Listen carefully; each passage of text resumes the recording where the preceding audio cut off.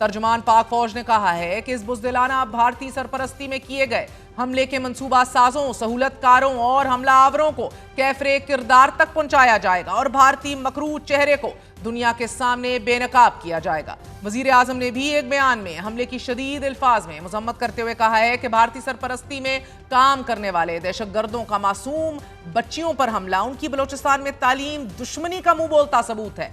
दहशतगर्दों ने school bus पर हमला करके दरिंदगी की तमाम हदें पार कर ली हैं और भारतीय सरपरस्ती में पलने वाले इन दहशतगर्दों को उनके अंजाम तक पहुंचाकर दम लेंगे।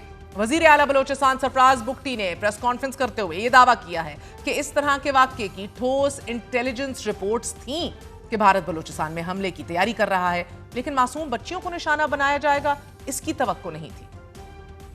भारत उस शिकस्त का जो उसको मुंह की खानी पड़ी है, इंटरनेशनल दुनिया में जो उसकी सुक्की हुई है, हमें पता था, क्रेडिबल इंटेलिजेंस थी कि वो यहाँ पर बलूचिस्तान में जो है वो कुछ ना कुछ करेंगे। कि इसलिए मैं कहता हूँ दहशतगर्दों का ना कोई कौम है, ना कोई कबीला है, इनको सिर्फ दहशतगर्द कहा जाए। अब बच्चों की हद तक लड़ाई आ गई तो अब कोई गिला हमसे भी ना हो और उसका रिस्पॉन्स जो है वो ज़रूर मिलेगा। कम से कम हमारे निशाने पे बच्चे नहीं होंगे, हमारे निशाने पे वो लोग होंगे, वो दहशतगर्द होंगे जिन्होंने आज ये खून बहाया है।